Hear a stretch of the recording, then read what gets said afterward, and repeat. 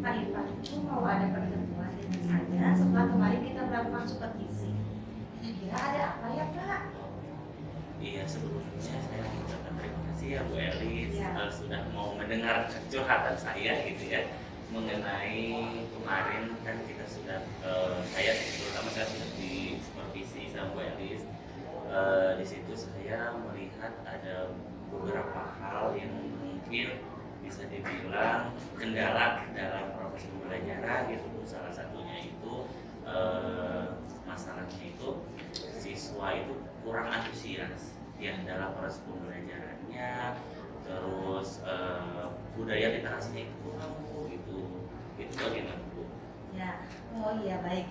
Jadi mungkin Bapak ingin ada solusi ya dari kita di lembaga coaching ini.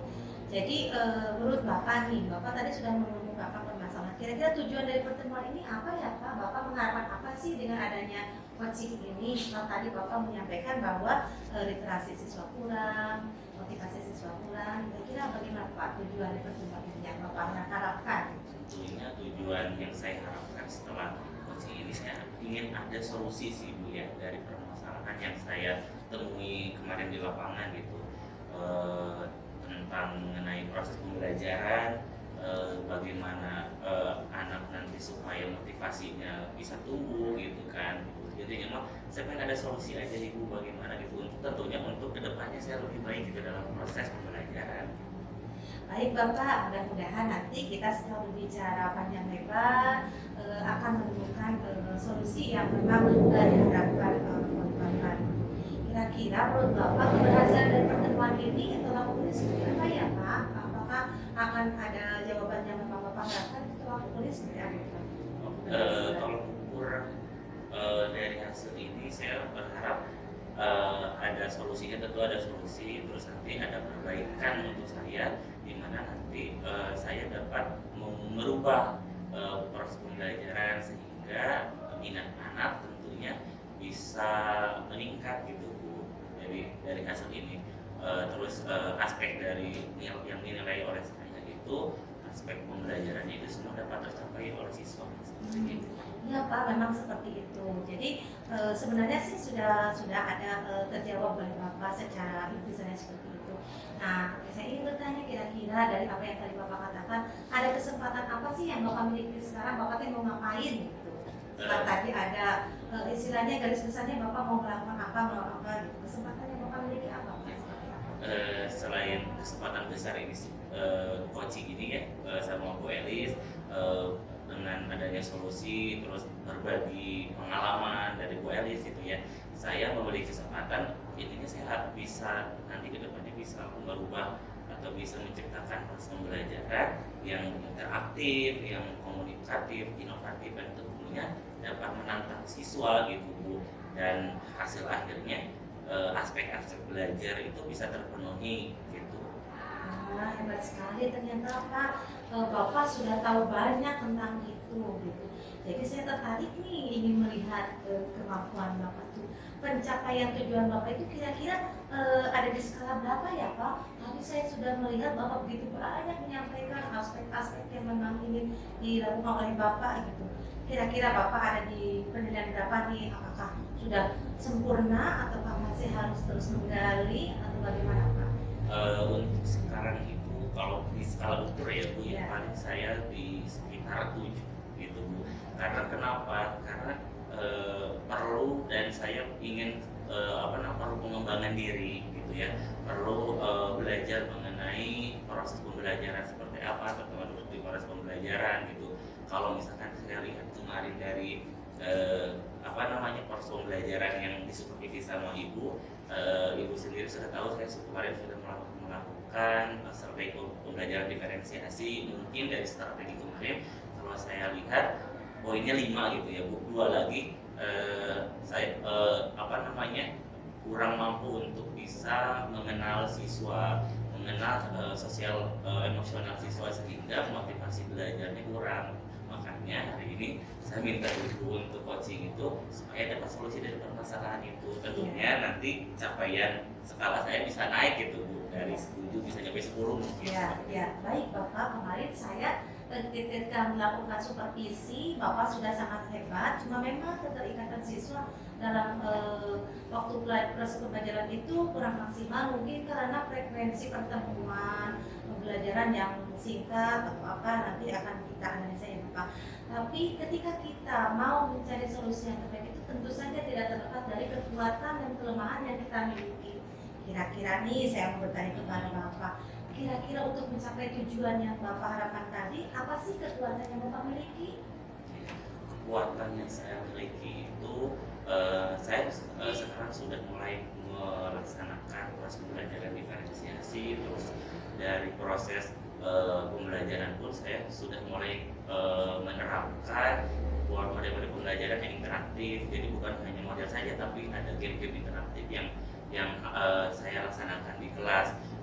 Terus aspek-aspek pembelajaran pun selain kognitif yang saya ukur, afektif psikomotor pun saya ukur gitu. Di luar dari kekurangan saya yang saya temui kemarin ya Ibu, mungkin ada beberapa siswa yang aktif dan ada yang enggak gitu.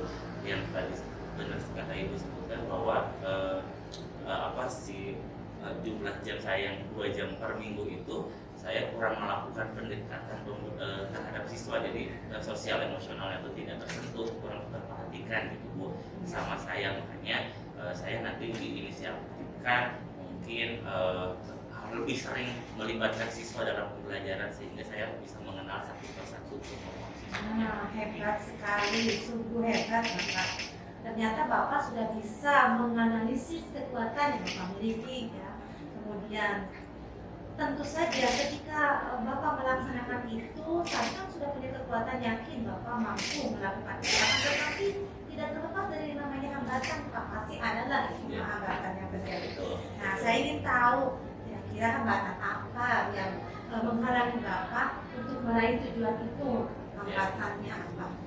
Hambatannya itu tentunya hambatan ini yang ingin saya sampaikan itu nantinya bisa menjadi suatu batu loncatan untuk lebih maju lah intinya gitu ya Bu. Yang pertama di sini hambatannya yang tadi sudah saya sebutkan juga bahwa jam pelajaran saya hanya 2 jam per minggu, kurang pendekatan sama siswa.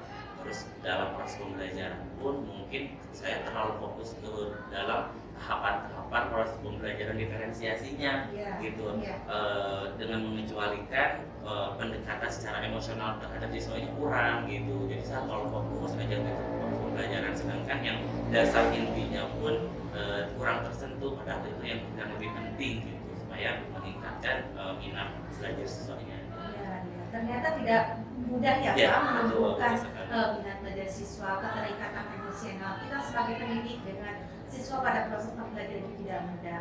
Nah, tadi Bapak sudah menyebutkan, kira-kira Pak ada nggak solusi untuk mengatasi hambatan itu? Bapak sudah berpikir ke arah sana belum Pak? Sudah solusinya mungkin yang saya harus mampu melakukan pendekatan bukan hanya dalam proses pembelajaran saja ya Bu. Jadi pendekatan sosial emosional itu bisa pada saat di luar kelas ataupun di luar pembelajaran. Terus di sini untuk solusinya mungkin saya harus sering juga mengikuti webinar gitu mengenai proses pembelajaran seperti apa, implementasi seperti apa gitu. Yang tentunya solusi ini bisa mencapai tujuan yang tadi yang saya sebutkan gitu. Tentunya harus mengupgrade diri tentunya. Karena sekarang zaman dunia pendidikan itu sudah semakin berkembang. Dari tadi solusi yang Bapak sebutkan, adakah yang prioritas yang mana nih yang paling diprioritaskan sama Bapak di antara tadi yang Bapak sampaikan solusinya itu? Prioritas saya tentunya dalam proses pembelajaran itu yang pertama kedekatan secara emosional saya dengan siswa itu yang menjadi fokus saya sekarang, karena aspek pembelajaran itu nggak akan tercapai kalau misalkan secara emosional kita tidak begitu dekat dengan siswa. Yang kedua tentunya aspek-aspek pembelajaran itu seperti kognitif, afektif, psikomotor itu kalau misalkan itu sudah tercapai oleh siswa, proses pembelajaran sudah tercapai dengan baik gitu. Ya baik Bapak, hebat sekali ya. Justru dengan adanya coaching ini saya juga menjadi bertambah wawasannya ya Pak ya, kita saling berbagi gitu seperti itu. Dan yang terpenting saya menjadi tahu potensi apa yang Pak Ipan miliki gitu ya. Terus tadi sudah mengatakan misalkan itu prioritas mana yang paling utama, itu yang akan diutamakan, dan tentu saja ada strateginya untuk mencapai itu. Bagaimana tuh Pak? Apakah strategi yang akan Bapak lakukan seperti apa? Ya, strategi yang akan saya lakukan itu yang pertama saya pastinya akan melakukan pengembangan diri, ya menambah ilmu pengetahuan gitu mengenai terutama yang concern sekarang adalah pembelajaran diferensiasi. Terus strategi yang selanjutnya pendekatan itu sendiri terhadap siswa gitu, bagaimana supaya saya bisa mengenali ratusan siswa yang saya ajar dengan jumlah kelas yang banyak, ratusan siswa yang banyak, saya bisa mengenali satu-satu. Jadi bukan hanya siswa itu sekarang kita anggap deretan nama-nama yang ada di absensi kelas saja itu strateginya sih, supaya nanti aspek pembelajarannya itu bisa tercapai. Ya, ternyata tidak mudah ya Pak untuk melakukan strategi itu, apalagi harus mengenal siswa yang banyak gitu. Tapi saya percaya Bapak mampu melakukan itu, tentu saja tidak terlepas dari waktu. Kira-kira jangka waktunya bagaimana Pak sampai Bapak bisa mengenal anak itu gitu? Ada nggak kira-kira estimasi waktunya berapa lama? Estimasi waktu saya tidak begitu spesifik, tapi mulai dari hasil kemarin yang saya evaluasi sendiri bahwa harus berjalan dari sekarang gitu untuk mencapai target tersebut gitu. Seperti yang tadi saya sebutkan, kayak misalkan mengenal diri siswa atau lebih pendekatan itu saya lakukan pada saat proses pembelajaran aja, diusahakan seperti itu. Jadi dengan waktu yang sesingkat-singkatnya. Ya, baik Pak, itu merupakan rencana aksi yang Bapak akan lakukan. Jadi mudah-mudahan berhasil ya Pak. Tapi tentu saja tadi saya sudah mengatakan ini butuh waktu yang tidak lama, tidak sebentar, butuh waktu, butuh proses yang memang perlu ketelitian dan memang ada niat benar-benar Bapak untuk mengenal siswa. Nah, jadi kalau ini sudah Bapak lakukan, kira-kira apa ukuran keberhasilannya dari rencana aksi itu? Bapak bisa juga, saya sudah berhasil, apa ukurannya? Ukurannya berarti motivasi belajar siswanya sudah meningkat, siswa di dalam kelas itu aktif gitu. Terus senang dengan pembelajaran saya, terus aspek-aspek belajarnya itu sudah terpenuhi gitu, walaupun pada kenyataan mungkin nggak akan sampai 100% ya Ibu, nanti sekitar 80-90% itu sudah terpenuhi targetnya saya. Ya, jadi tadi pada saat mencapaikan ukuran keberhasilannya itu tentu saja tidak mudah ya, pasti ada gangguan nih. Siswa kan bermacam-macam karakter. Siswa itu kita tahu bahwa siswa itu terlahir dengan kodrat alam dan kodrat zaman, tidak bisa disamakan. Pasti tuh Pak ada gangguan. Tidak ada nggak upaya yang bisa Bapak lakukan untuk mengantisipasi gangguan tersebut? Ya, untuk kalau kita berbicara dengan hambatan pasti ada ya Ibu, karena siswa itu beragam ya, beragam itu karakter, kemampuan. Jadi solusinya saya untuk mengantisipasi gangguan itu, saya yang tadi saya sebutkan, saya menggali potensi siswa, mengenali setiap diri siswa itu, sehingga nanti saya bisa mengkelompokkan siswa menjadi mengkelompokkan berdasarkan kemampuan siswa itu gitu Bu. Karena pada dasarnya kan siswa itu belajarnya itu beda-beda masing-masing tipe belajarnya. Jadi untuk mengatasi gangguan itu saya kelompokkan satu per kelompok, mana siswa yang belajar visual, auditori gitu ya. Jadi untuk mempermudah saya nanti melakukan proses pembelajaran. Baik Bapak, kemudian nih saya jadi penasaran nih dan sekaligus bertanya, kira-kira apa komitmen Bapak terhadap rencana aksi itu? Tadi kan sudah bagus dan sudah paparnya sudah jelas. Nah, bagaimana Pak komitmennya? Komitmen saya tentunya saya akan melaksanakan pembelajaran yang baik, menciptakan pembelajaran yang interaktif, menciptakan pembelajaran yang inovatif, menantang bagi siswa gitu. Terus sehingga siswa dapat meningkatkan motivasi belajarnya, terus menggunakan media-media pembelajaran seperti itu, sehingga saya bukan hanya saya sebagai guru tercapai targetnya, tapi siswa pun bisa terpenuhi gitu secara keilmuannya seperti itu. Ya, intinya komitmen itu penting ya Pak ya dalam melaksanakan rencana aksi itu. Kira-kira nih ada nggak orang yang mendukung? Kira-kira ada nggak orang yang dapat membantu Bapak untuk melaksanakan menjaga komitmen itu? Siapa itu? Terus kalau misalnya Bapak kepala sekolah atau siapa itu? Yang mendukung rencana saya, aksi saya banyak Bu ya. Karena di sekolah kita ini sumber daya manusia itu hebat-hebat. Jadi selain dari kepala sekolah yang sangat mendukung, terus dewan guru gitu, guru-guru yang lain, rekan-rekan kerja, staf kurikulum pun sangat mendukung aksi saya gitu nantinya.